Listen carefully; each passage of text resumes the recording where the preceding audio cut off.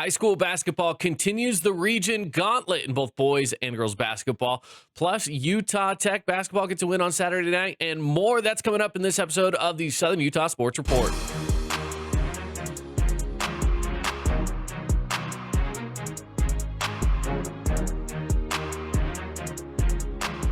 Welcome on into the podcast, everybody. Southern Utah Sports Report here on the Fan Sports Network. My name is Caden Formaster. Thank you for joining me here on the show today. And today is a holiday for those of you that are able to be home and celebrate the holiday. For those of you at work, whether you're at work like me or at home, either way, appreciate you joining the show. And we're here to, talk about some sports today on this Martin Luther King Day. So, first things first, one of the big things that we want to get to today, of course, is going to be our local high school sports, because there's a lot to get to in that, as the region has now shifted from the first half of the season to the second half of regions play specifically.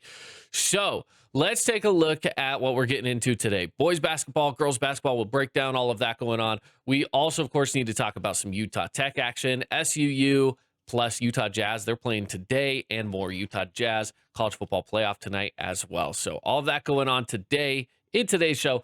So let's get on into it. First up, let's take a look at some of the scores from Friday night. So here's a look at some of the scores from Friday night in basketball. Now, the top three scores are all boys basketball games. The bottom one is a girls basketball game. We'll break it all down for you.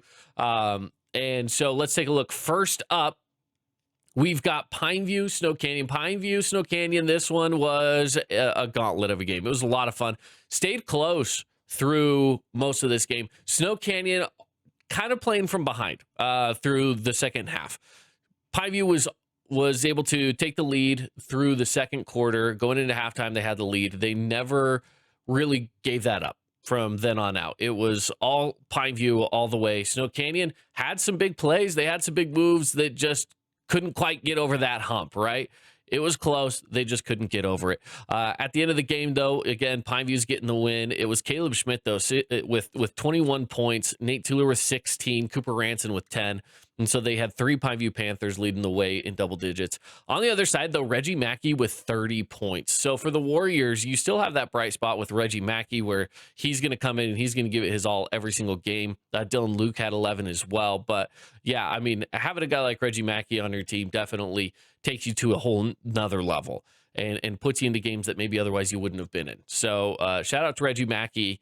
Yes, he was on the losing side of it, but he did have a really good performance in scoring. The play of the night came from this game as well. Really, it was insane. I'll play it for you here, so I don't need to talk about it. I'll show you. For those of you listening on the podcast, you'll hear the play-by-play breakdown of it as well. But this was on the Snow Canyon side, actually. And so let's get on into it. Our play of the night from the Snow Canyon Warriors. Zone defense here from the Panthers, that the Warriors trying to find a way to break through. And they find Thompson on the alley-oop. Isaiah Thompson with the highlight dunk. Showtime. So there you go, Isaiah Thompson getting a big dunk that led to the crowd going wild. I mean, anytime you get an alley-oop, you know that I'm going to be fired up. First off, I'm definitely going to be one of the guys that's fired up on that one. And it was really just that. It was a phenomenal dunk. Shout out to him. That was our Jimmy John's highlight of the week as well. So that's over on our Instagram page. And we want to thank Jimmy John's for sponsoring that. And that clip itself will then go to the end of the month. All of our Jimmy John's highlights from each week, there's going to be 4 of them, will then be voted on by our fans. So make sure you're following the Fan Sports Network Instagram so that you can vote on your favorite highlight. That was our highlight from this last week, from Friday night, and it's posted over on our Instagram right now. So go, feel free to like and to share it, especially for you Snow Canyon fans. So back at it, though, taking a look at the scores again. Yes, Pineview gets to win 65-57. On to other news. Hurricane, Desert Hills. This was a game where it seemed like Hurricane really just started to pull away and just kind of kept it at a really good pace. You know, Hurricane's one of these teams where they were shooting lights out early, and I think this has to go back to the fact that, listen, Hurricane was kind of struggling throughout some different games over the course of the last few weeks, right? I feel like their 4-3 record in region is not where they want it to be at all.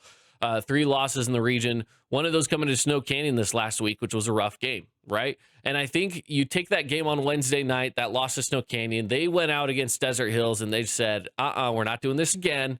We're going to come out strong. 22-9 at the end of the first quarter. They added to that again in the second quarter. Now, Desert Hills chipped away in the third, but Hurricane was already so far ahead. I mean, they won by nearly 20, right? So it's pretty obvious to see that this was the Tigers game from the get-go. And they had four players in double digits. You had Brigham Kemp with 24, Asher Blair with 14, Lincoln Stout with 12, Clyde Barrett with 13. And this was just a really good shooting game. Really good shooting game for this team. 11 three-pointers made for Hurricane, which is ridiculous. 11 three-pointers is an insane number in high school basketball. But they pulled that off. Great win for Hurricane, and I think that probably puts some confidence into them as well. After coming off of a loss on Wednesday, you go and get a dominating win on Friday. The Tigers needed that.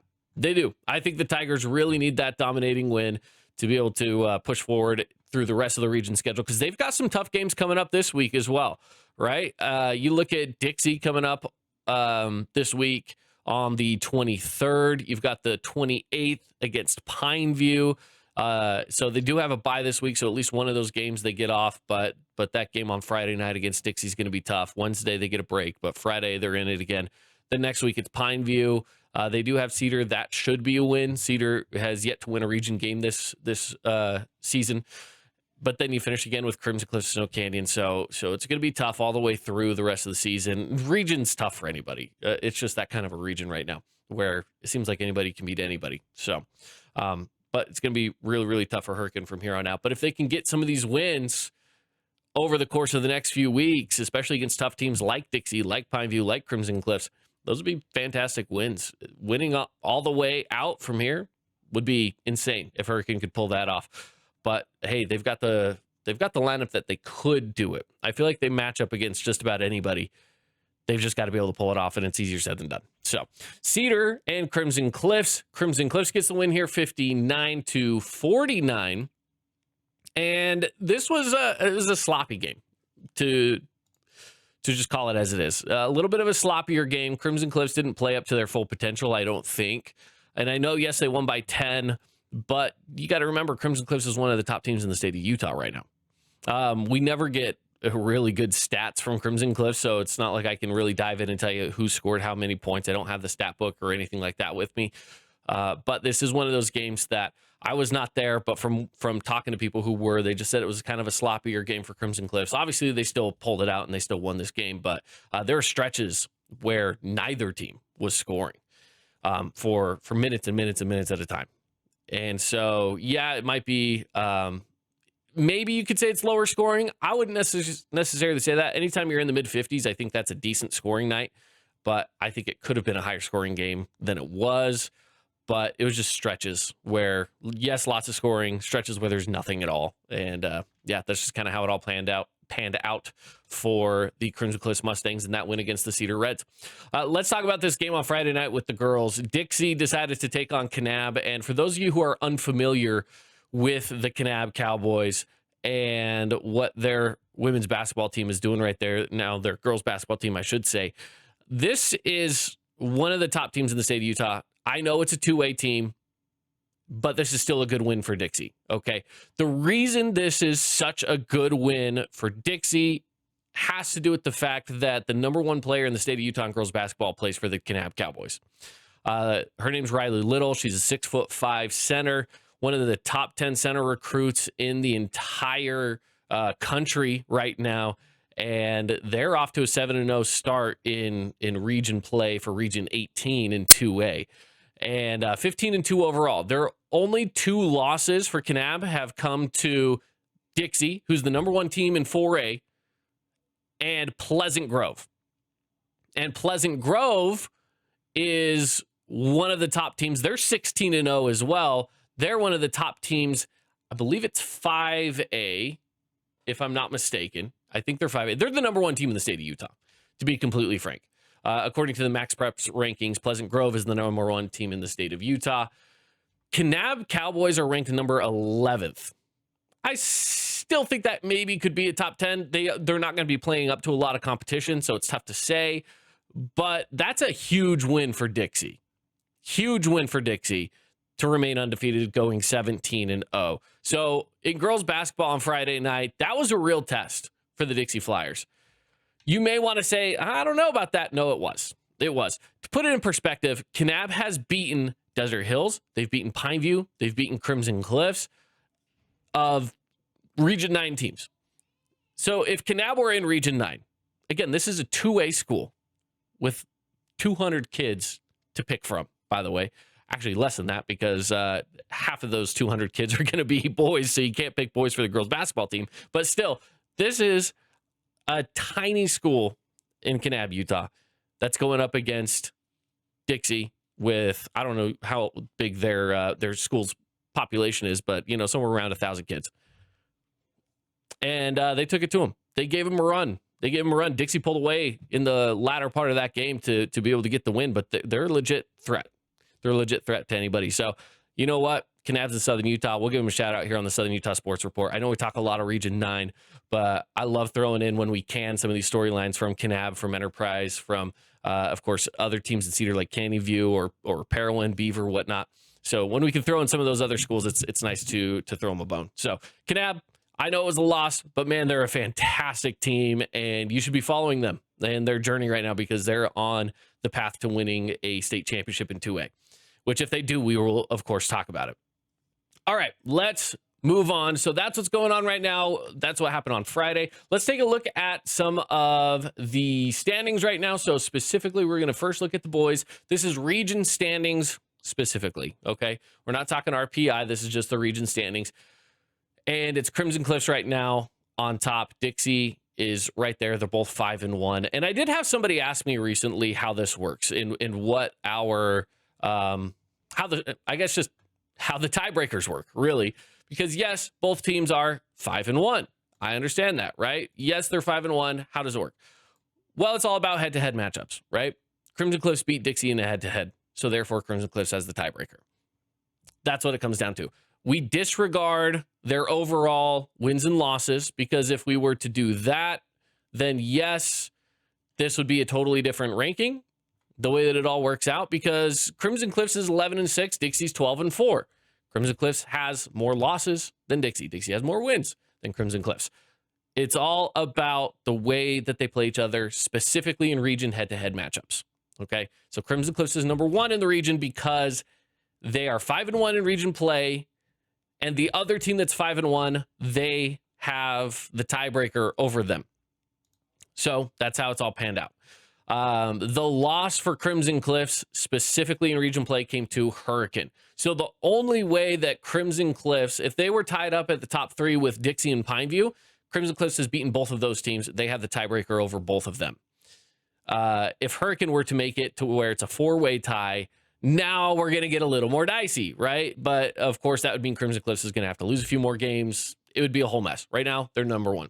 Dixie number 2. Pineview number 3 at 5-2.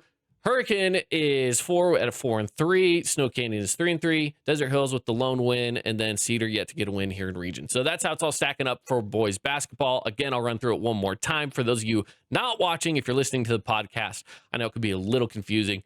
Let me run through it one more time. Number 1 in the region is Crimson Cliffs. Number 2, Dixie. Number 3, Pineview. Number 4, Hurricane. Number 5, Snow Canyon. Number 6, Desert Hills. And number 7, Cedar. That's boys basketball. Let's go to the girls and girls basketball standings. And the way it's shaping up right now is Dixie still undefeated. As we mentioned before, they're number 1, 6-0. Number 2 in the region is Snow Canyon at 5-2. They have the tiebreaker over Desert Hills, who is also 5-2. Desert Hills is 3rd. Pineview comes in at 4th. They're 4-3. Cedar is 3-4. They come in at 5th. In 6th place is Hurricane. They're 1-6. And then Crimson Cliffs is 0-7 in girls basketball, taking up the last spot. There's your standings for girls basketball, for the region. And I got to say, this has been just so much fun. I'm loving how high school basketball is shaping up. We follow it pretty closely here at the Fan Sports Network. I know not everybody's super into high school basketball, if you don't have kids playing, or if you didn't go to some of these schools, I can understand if you're from Southern Utah that you maybe don't care about it. But I will be honest, if you're watching or listening to this podcast, you probably care about it at least a little bit. So I appreciate everyone following along with that, because we love to follow our high school sports and our prep sports, and it makes it fun. It makes it fun. All right, let's get back on into it. We'll talk some Utah Tech here. So Utah Tech, we'll start with the men's side. Men's basketball was in action on Saturday night. I was at that game. I was calling that game here for the Fan Sports Network on the radio side, and it was awesome. So the Trailblazers win this game over Tarleton State, and it did kind of come down to the wire. Final score 75-71, and Tarleton State falling behind, but it was a little, I wouldn't say it was fully back and forth. Trailblazers got out to an early lead. They got out to an early lead, and then they were able to hold it, but I mean, it ballooned up to stretching towards double digits, kind of got usually within like 8 or 9 points. But there was a stretch there where it was 3 points, 5 points, up to maybe 6, but it was mostly between 3 and 5 points. And they ran that for the whole second half of the second half. College is weird because there's not quarters. I would say the fourth quarter, but you know what I mean. It was ultimately Utah Tech coming out on top. Guys like Ethan Potter had a fantastic game, 23 points. Noah Belonga, 16. He was shooting much better than he was on Thursday night. Thursday night, he was not shooting very well at all, but hey, he turned it around and shot very, very well on Saturday night. 5 of 7 from the floor, 3 of 4 from the three-point line. Chance Trujillo hitting threes as well. 8 threes overall, which when you compare that to how they were the night before, 2 nights before on Thursday, they only hit 1 3-point shot, which was not great. And it was a close loss to UT Arlington, but they just weren't hitting shots. The offense was not there. The defense was looking really good for a team that scores a lot in UT Arlington. Defense looked great on Thursday. Offense did not. It was a better combined effort on Saturday night. Therefore, Utah Tech gets the win. And it was a good win. Tarleton State is actually pretty good right now in WAC play. So it was nice to see Utah Tech stand up and step up and really show that they can be a force here in the Western Athletic Conference. To fully put it into perspective, again, there's a lot of teams right now that stand kind of in that area of where they're at in conference play, 3-3. Cal Baptist is right there. UT Arlington's 4-2. Like I said, that was nearly a win. It was really close. So, hey, you know what? The way that they're playing right now, you got to give hats off to the Trailblazers, because they're playing some tough basketball, and they're playing winning basketball when they can force those wins. I will say it might not always show it on the win-loss chart, but they're playing basketball that can be winning basketball. We'll just put it that way. It can be. They just got to push over that hump in game time situations on certain games. We'll just put it that way. So that's how the men are shaping up right now in basketball. It's been a decent season so far. You know, they're 10-10. 10 wins, 10 losses. You'll take it for now. The women struggling a bit, 6-10, 6 wins, 10 losses. And the losses coming really with WAC play. Once they've stepped into WAC play, it's been a little bit more of a struggle for them. They did get a win over Utah Valley back on January 10th, but since then it's been tough. They do have a game coming up on Thursday. They're going to be home at the Burns Arena against Cal Baptist. 7:00 tip-off for those of you that are interested in checking that game out. So it'll be fun. It'll be fun. I know that the women's basketball team, I feel like they're also one of those teams that's like they're on the cusp, but they just have to get over those last few humps and win some games, pull out some wins. Easier said than done, for sure. But we'll see. Let's go to SUU. We've talked a little SUU in the past. We're going to get to them here today for just a moment. They've struggled. The men's basketball team specifically has not played very well once they've gotten into WAC play. They do have one win, and it came on Thursday. It was an overtime win against Tarleton State. Tarleton State had a player drop 40 on them, and they still were able to get the win in overtime, 106-105. It was close. It was close, but hey, you know what? That's great for your first win of the season. They fell to Abilene Christian on Saturday. They will have a little Utah gauntlet coming up this week. Wednesday night, they've got Utah Valley University, and then Saturday, they're here in town. Utah Tech and SUU is coming up this week, this Saturday, so if you have the opportunity to get to the Burns Arena, please do so. It's going to be fun. SUU, Utah Tech, this Saturday. We had a pretty decent house packed on Saturday against Tarleton State and on Thursday. Thursday, we saw more of the Stampede than we did on Saturday, but I'd like to see the Stampede coming out.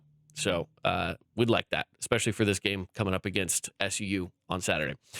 All right, that's how men's basketball has shaped up for SUU. Quickly, we'll get to women's basketball, and they've had a very interesting season up to this point. Women's basketball has looked really decent. They're 11-7. WAC play isn't necessarily kind for anybody. They're sitting even, 3 wins, 3 losses, and they will go face it off against Utah Valley University. They've beat them already. Let's see if they could do it again. And then again, Utah Tech is coming up on Saturday. They always do kind of like a home and home thing. So like if the men are in Cedar City, the women will be in Orem, right? And that's how that's going to be this week, I believe. Although the men play on Wednesday, the women play on Thursday, so that might be a little different that way. Saturday, that is the case because Utah Tech is going to be in Cedar for women's basketball, but in St. George for men's.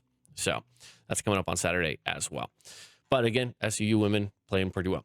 Utah Jazz will give you a quick update there. They are, hey, it's the Utah Jazz.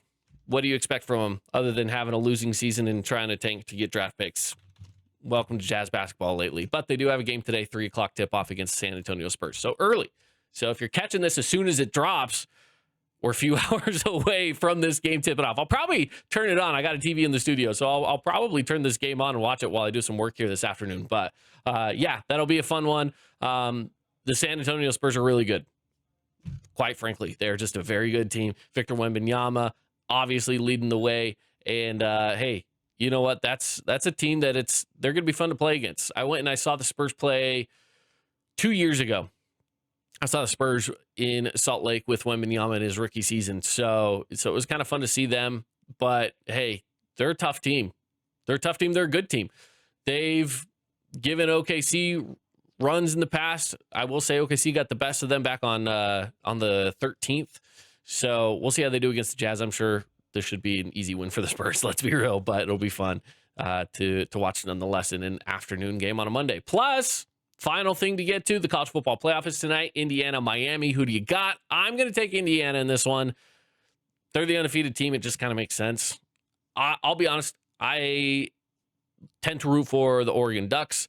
They've beat my team twice. At that point, you've just gained my respect. Yeah, I don't love it. You've gained my respect, though. I expect you to go out and win it all. So Indiana is who I'm taking in this one all the way. We'll see if that actually pans out for them. But hopefully it does. All right, that's it for me. Thank you for joining me here on the Southern Utah Sports Report. And until next time, we'll see you.